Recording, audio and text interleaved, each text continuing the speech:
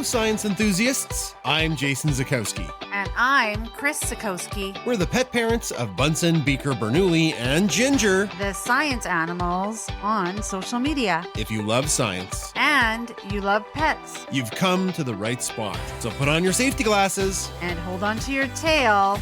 This is the Science Podcast. Hello and welcome back to the Science Podcast. It's episode 35 of season 7. We hope you're happy and healthy out there. Chris, how you doing? I'm fantastic. How are you? Are you enjoying this frosty weather we've had the last day or two? Absolutely not. I went for school yesterday and it was nice out. And then I came home from school and I was walking to my vehicle and I thought, what happened to the nice weather? Warm weather. And when I say warm, I don't mean warm. It was probably -5. And by the time I got to my vehicle at the end of the day, it was likely -20 degrees Celsius. And I was very sad. I wanted to have a nice weekend with warm. Again, the operative word is warm, but it's not warm. It's cold, but warmer than -20. And I think my wish was not meant to be. No, it's snowed a bunch and it is very cold. We have a parade today that we're in. I don't know how well that's going to go, but we're going to try our best. Maybe we should put Beaker snow pants on. I don't know. That's what I suggested earlier, is for Beaker to wear her snow pants. Anyways, what's happening on the Science Podcast this week?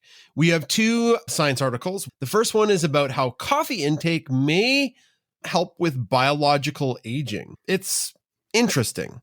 And you and I both love coffee. So, of course, I want to be team coffee. So I did a little deep dive into this article. And the pet science one is about ancient cats in China. Were they the cats like we have here, or were they a different species? All right, let's get on with the show. There's no time like science time. This week in science news, it's all about how coffee intake may help your biological aging. But don't get too excited if you're a coffee drinker. There are some limitations to this study where it was an observational design and which cannot prove cause and effect. But we're going to get into that later. But that's just a little bit of a disclaimer. If you're like, whoa, I'm going to go to my Starbucks or my Tim Hortons or my second cup and load up on the coffee. Or Circle K, or maybe just make it at home for pennies on the dollar. Oh, I guess so. Okay. The study comes from BMJ Mental Health, and the findings were published there. The long and short of it is that drinking 3 to 4 cups of coffee per day may help slow biological aging in people with severe mental illness. So I did leave the severe mental illness out. That's what they were looking at. There were no benefits when coffee intake exceeded 4 cups per day. I probably have on the average day 3 to 4 cups. Easy. And you do too, because you have a massive mug of coffee every morning. That's 7 cups of coffee.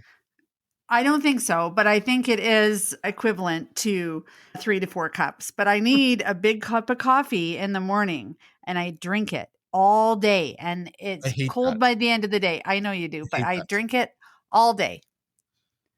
I put mine in a Stanley thermos. Like, we make a pot of coffee. I have a very small cup of coffee in the morning, and then you have your giant cup of coffee.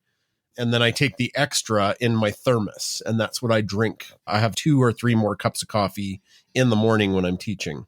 Oh, I look forward to those cups of coffee while I'm teaching so much, and the kids think it's so weird, but I don't care. Anyways, we should probably get back to the study. Mm-hmm.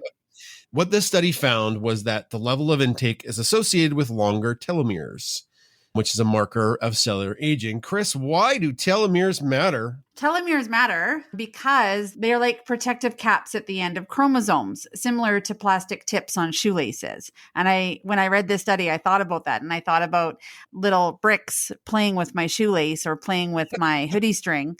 And I'm like, please don't eat off my plastic protector, because those are, worth their weight in gold. Telomeres naturally shorten with age, which contributes to cellular aging. And telomere shortening actually occurs faster in people with major psychiatric disorders like schizophrenia or bipolar disorder. Also, a little bit more about telomeres. They're highly sensitive to environmental influences, diet, and stress and inflammation. So the idea that aging occurs more rapidly in those with mental disorders is very well understood. But also, the hypothesis was that moderate coffee intake could slow those telomere shortenings because coffee has some good health effects as well. So the data came from the Norwegian top thematically organized psychosis study from 2007 to 2018. There was 436 adults and 259 had schizophrenia, 177 had affective disorder. That's like what you mentioned, like bipolar disorder, major depressive disorder, and psychosis. The participants self-reported their coffee consumption and were grouped into 0 a day, 1 to 2, 3 to 4, and 5 or more. And then additional information collected were things like smoking habits and years smoked.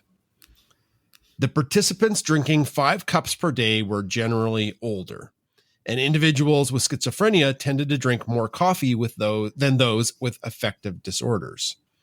If you're interested about smoking, 77% of them were smokers, and their average smoking history was 9 years. And heavy coffee drinkers smoked significantly longer. Smoking influences caffeine metabolism, which can affect results. So they wanted to include that in previous studies. There's a lot of correlation between if you smoke, you have way more coffee in your day.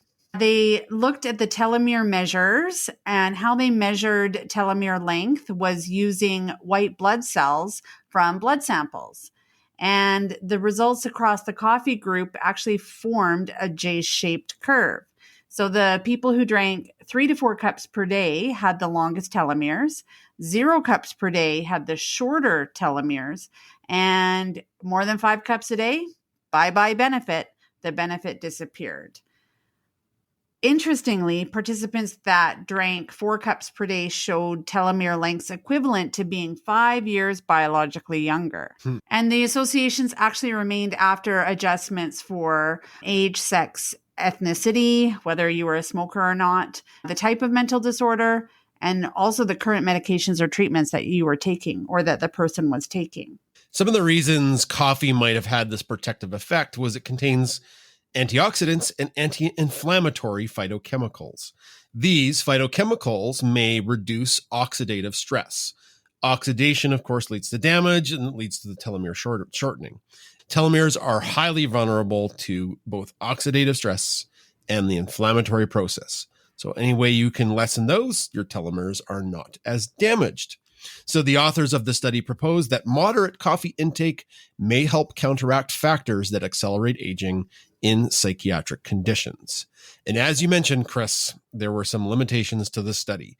So don't go out, start quaffing a bunch of coffee and thinking you'll live forever. Absolutely. So the observational design, again, cannot prove cause and effect, but they were missing pretty detailed information. What type of coffee was being used or drunk? Was it filtered, espresso? Was it instant coffee? Did the time of day of the consumption make a difference? You know what? All coffee isn't necessarily created equal. What was the exact caffeine levels per cup? But also, you could be drinking other caffeinated beverages. There are some pretty highly caffeinated beverages out there on the market that may have had effect as well. Results also could be influenced by lifestyle factors, medication effects, and the interaction with smoking. So coffee consumption worldwide is pretty common, and studies seem to show it is beneficial in moderation. So go coffee, but excess intake may increase oxidative stress and start to damage your telomeres. So generally the advice is to stay at 4 cups of coffee or less. But really the measurement is 400 milligrams of caffeine per day, which you can get from other caffeinated sources.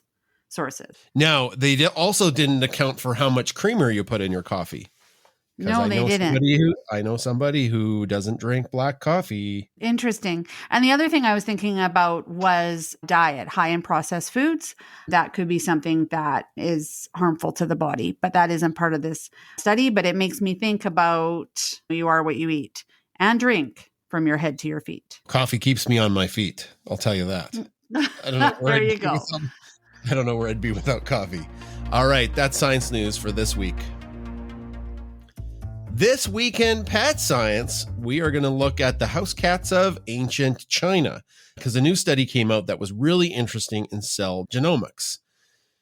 Early cats in China.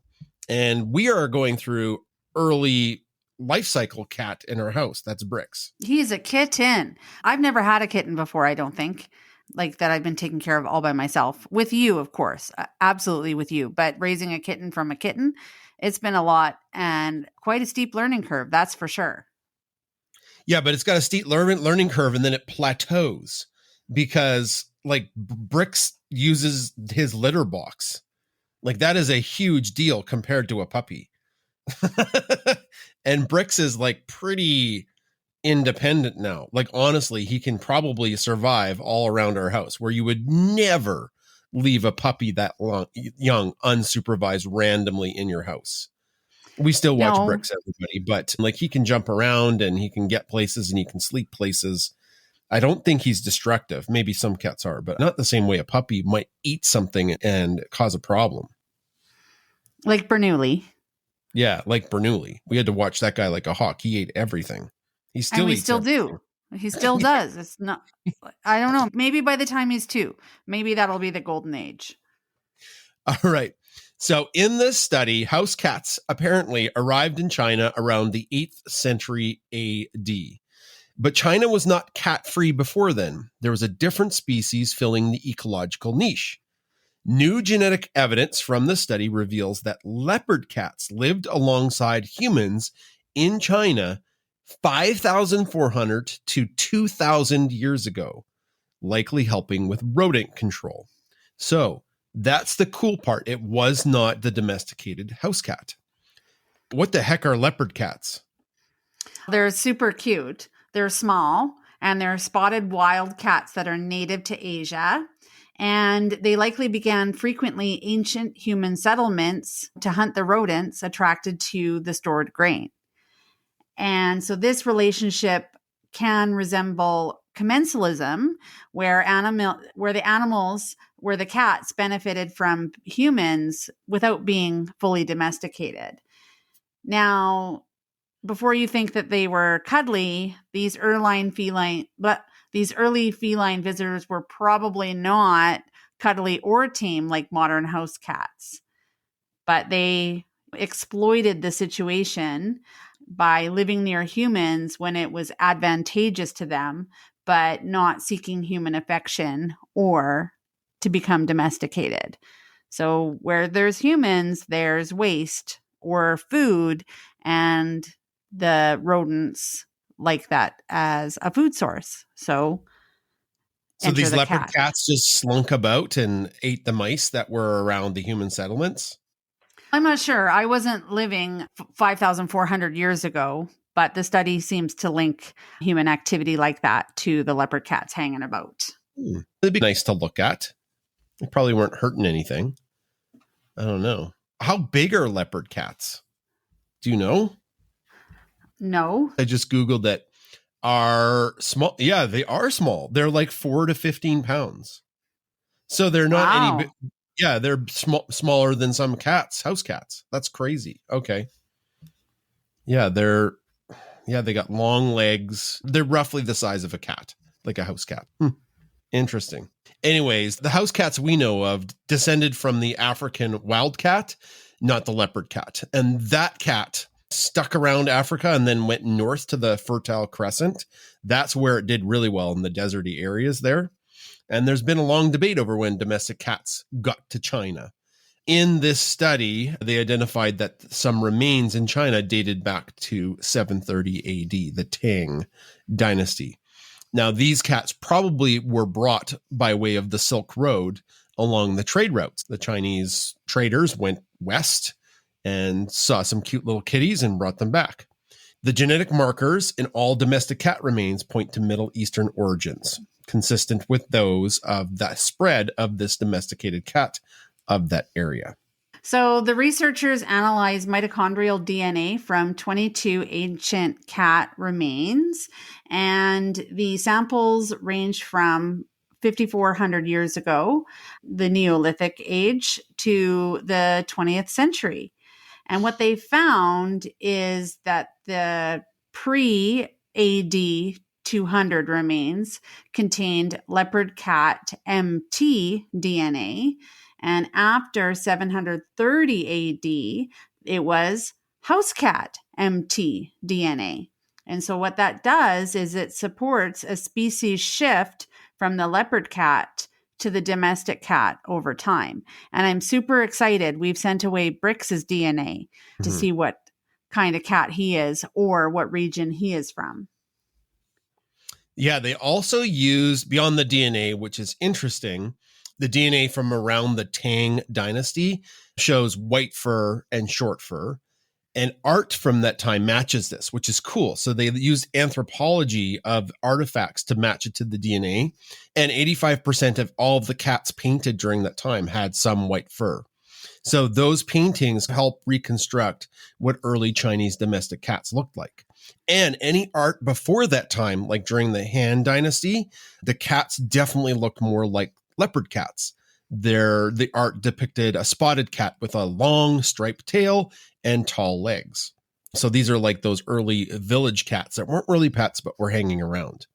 I think that's cool. They cross-referenced the science with anthropology, which is itself a form of science. Mm-hmm. That is really cool because I guess it paints a broader picture of history. Leopard cats actually disappeared from human sites around the 3rd century AD, and there was some possible reasons for that. It could have been because it was a chaotic historical period, lots of welfare and economic decline and fluctuations in population, which could have impacted the changes in the available food for them.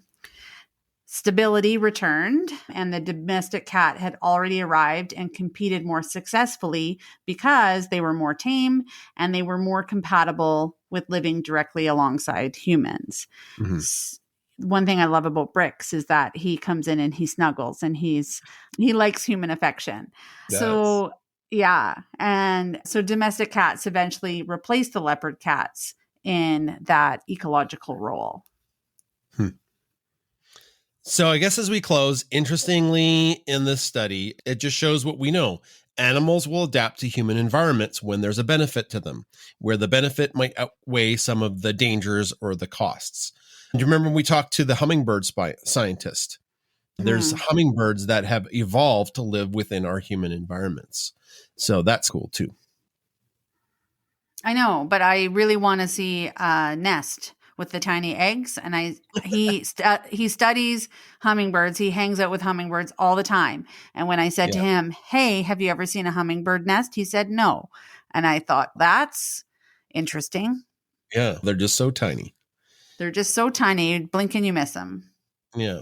But we're talking about cats, not hummingbirds. That's right. And we don't want cats to eat hummingbirds. Here's a spoiler. Leave your cat inside. Yeah. Ginger's very cute, but she's definitely more leopard cat than domestic cat because she's not as friendly as Brix. Mm-hmm. No, that's not true. She can be affectionate too. On her own terms. On her own terms.